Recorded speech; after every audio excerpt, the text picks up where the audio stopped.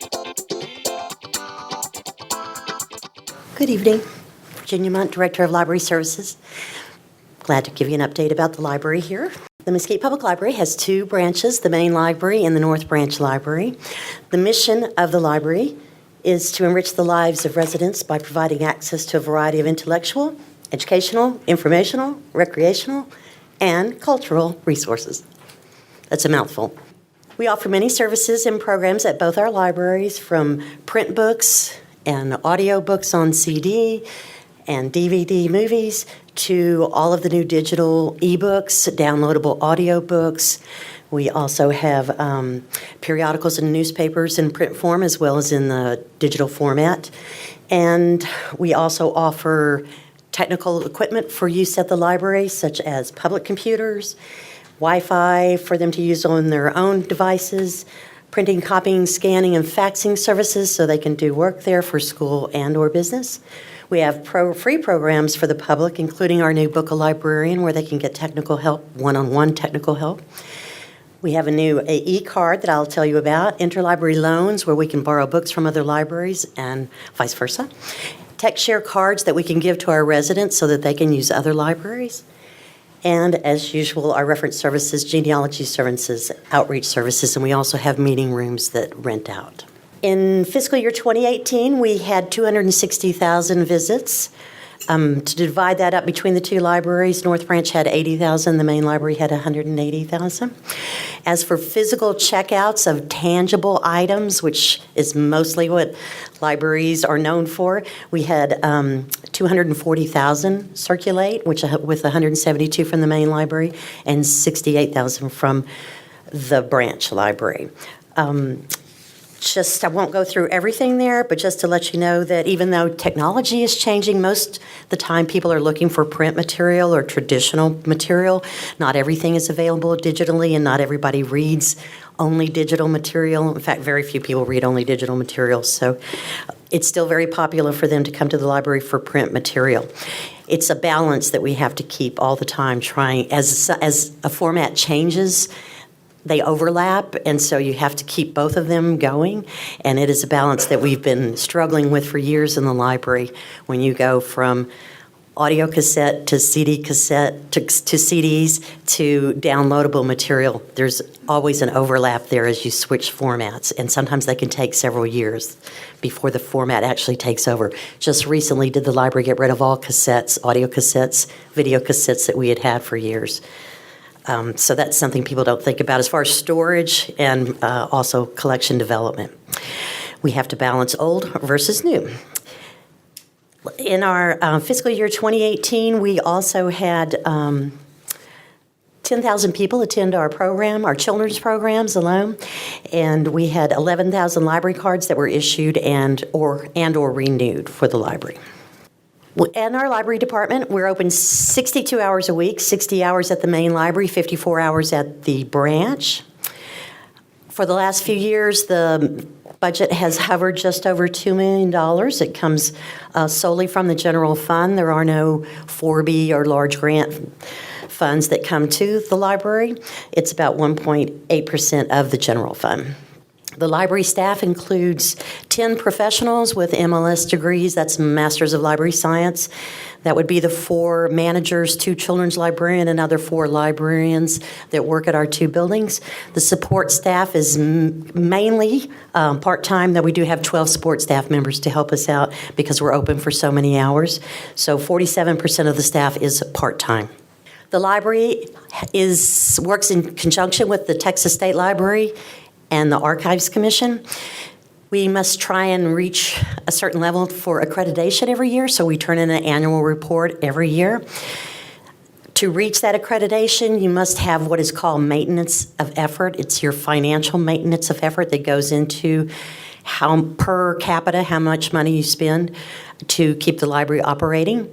And the per capita, or actually I should say the MOE for our library is just over $2 million, so we're always very close to meeting that, whether we're going to meet that MOE or not.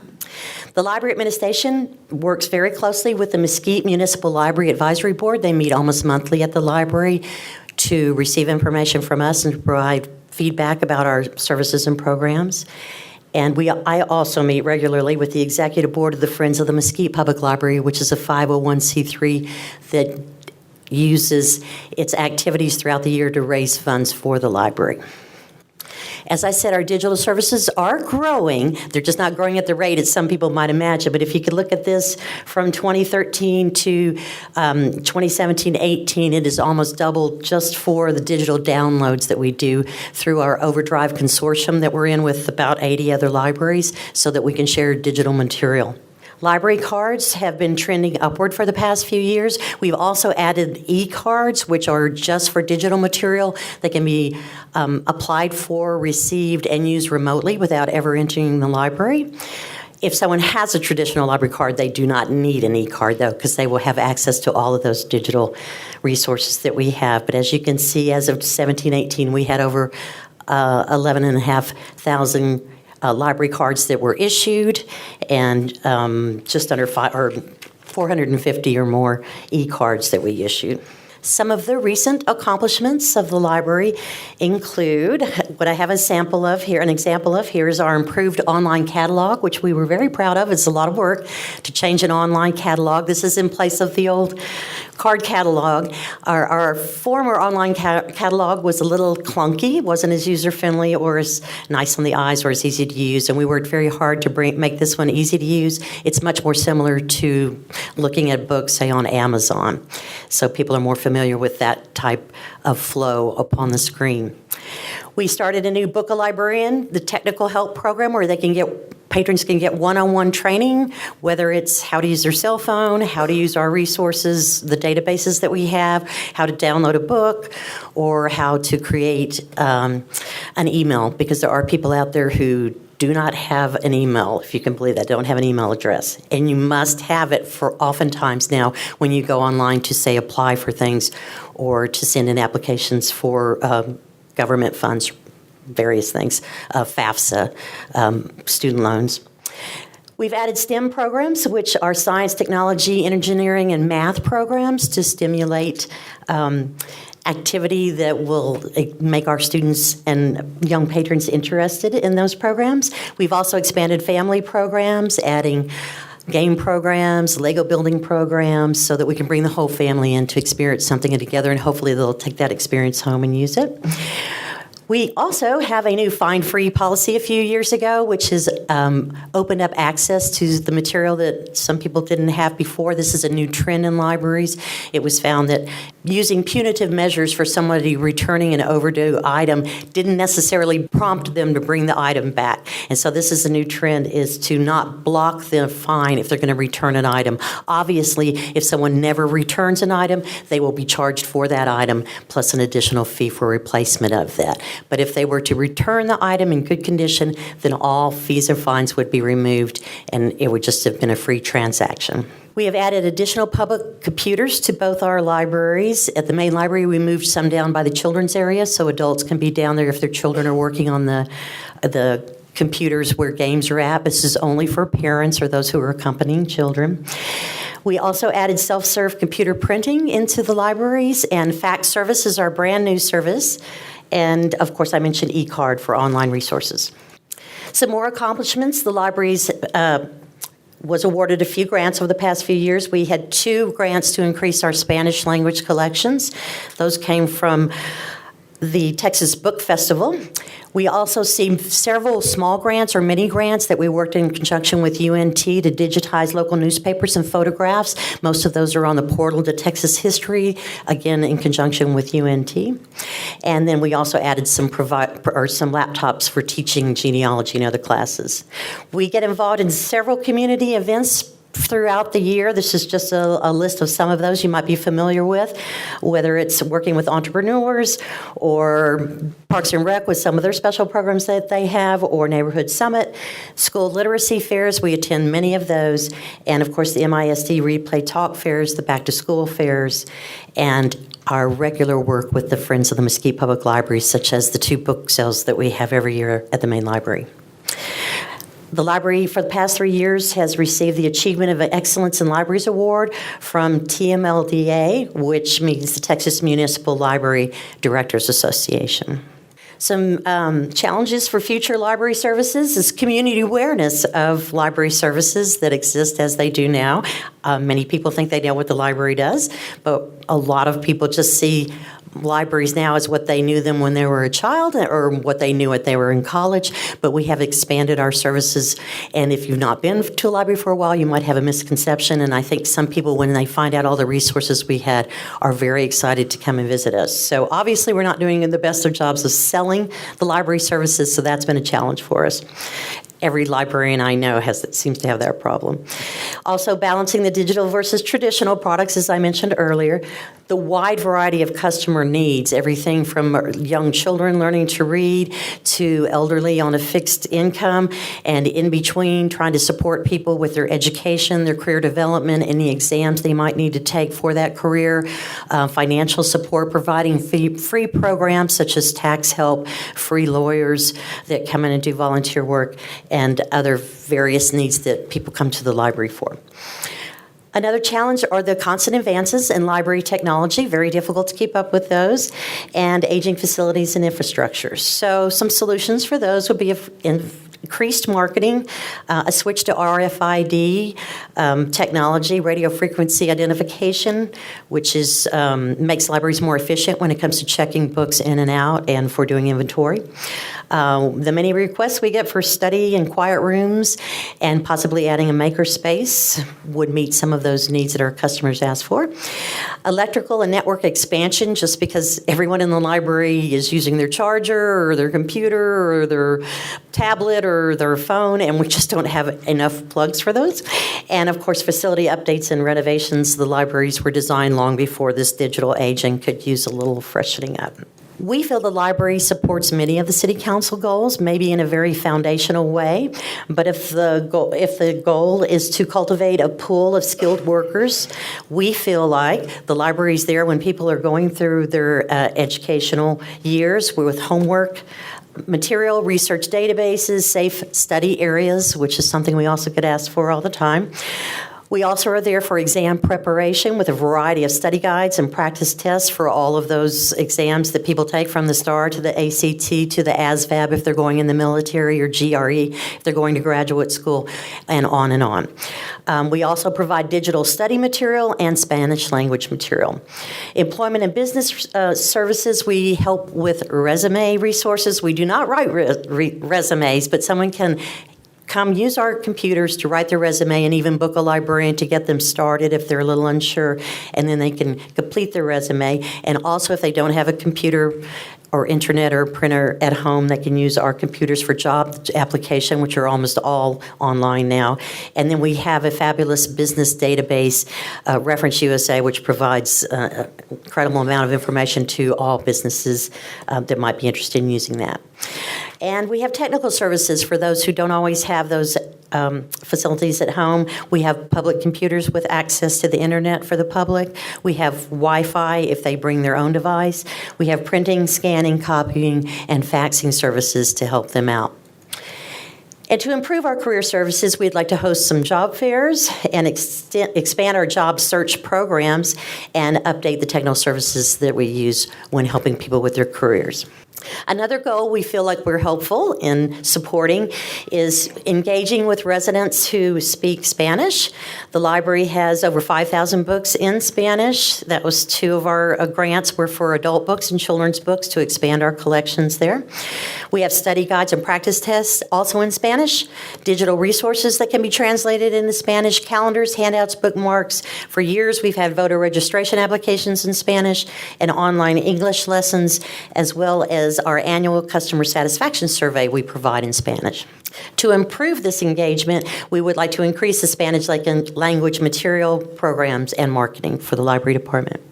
Other City Council goals are to develop a long-range plans for libraries, parks, and arts. For the library department, we would probably need to conduct a strategic needs assessment, which would help us to possibly plan for facilities upgrade and to consider a South Mesquite branch as developments occur in the southern part of the city. And lastly, we believe that we help improve community involvement in cultural and recreational programs because we have so many of those types of programs, and we'd like to provide more cultural programs, increase our literacy programs. And by literacy, I don't just mean young children reading, but adults reading, or people learning English, or people learning computers. Computer literacy is something that people need a lot of help with. And we would also like to expand our historical and genealogy areas in the library. So we have basic goals: improve service, raise awareness of service, partner with other agencies, update collection, support the schools and colleges, and support literacy, lifelong learning, and support our job seekers and entrepreneurs with some basic and what we feel are just common sense objectives that we could look at to improve all of those. The library department did very well on the city's responses that they received back on the city survey, and also on our in-house survey that we do for 4 days every year in both our libraries.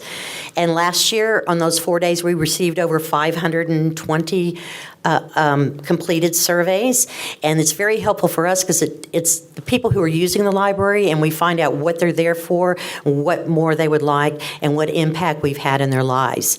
And so I just put a few little things on here, which were: how often do you visit the library? Of these over 500 people, over 40% said they visit us weekly. And I just picked a few things out. This question is indicating if library resources helped you or a family member, and it was just to show people all of the different things that we are asked and help people with. This is just a little bit of that. So 70% is to help locate reading material, not necessarily just recreational reading, but reading material, and 48% to access online information. But if you look at all of those different things, we're there for them to improve reading skills, to complete homework or college work, or to pass a work-related test, to find out about the community, other city departments, and explore their hobbies and many other subjects that people come to the library to learn more about. And in your packet, I've put a little more of the survey in there and some of the responses to the impact that people who completed the survey feel that we have had on their family or on the community, which I think are very insightful. Does anybody have any questions? That was great.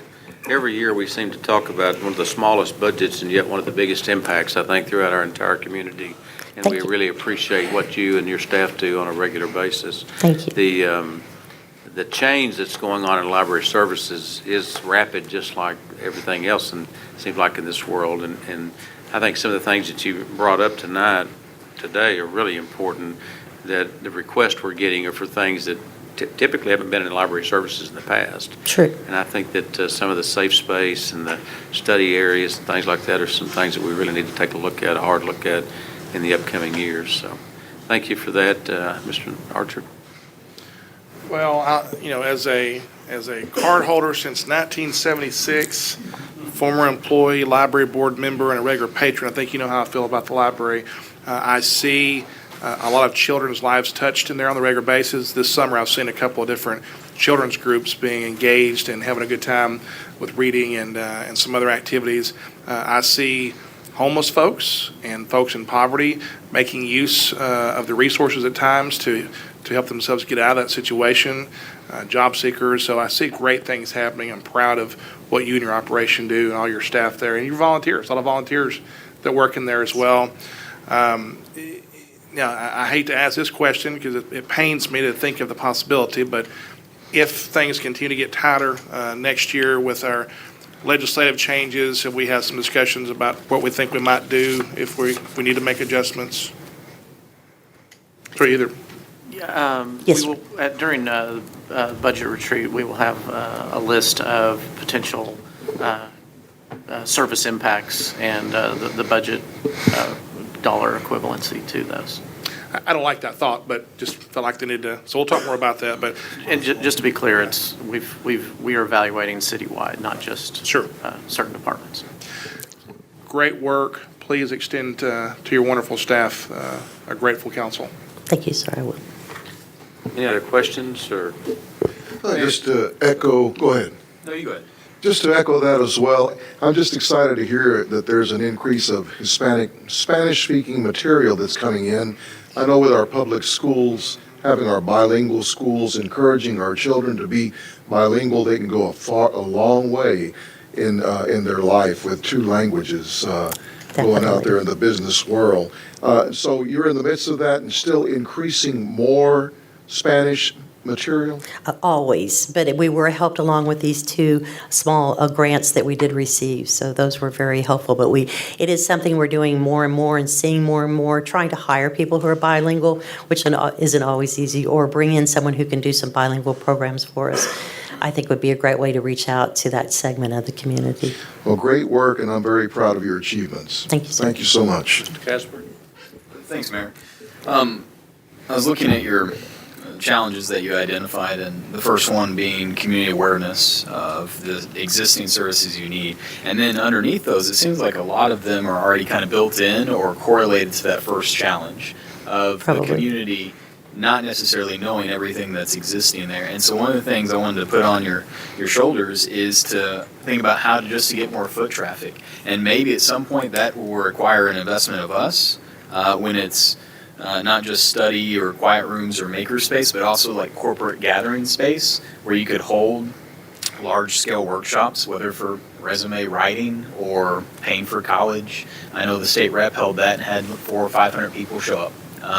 And so just thinking about the needs that exist, and you identified a ton of them that already are council goals, but that will get people in there and see all the tremendous resources and investments you and the staff have already made. And so that, and you know, whether that's social things, or monthly themes, or board games, or those kind of things, or if it's workshops and tech skills, or those kind of things. And I know it's really difficult when you don't have the space or the infrastructure, but I think that this community, being a poverty poor area, I think this is a tremendous need for investment. So I appreciate everything you guys do. Thank you very much. Any other questions? Thank you so much, Virginia.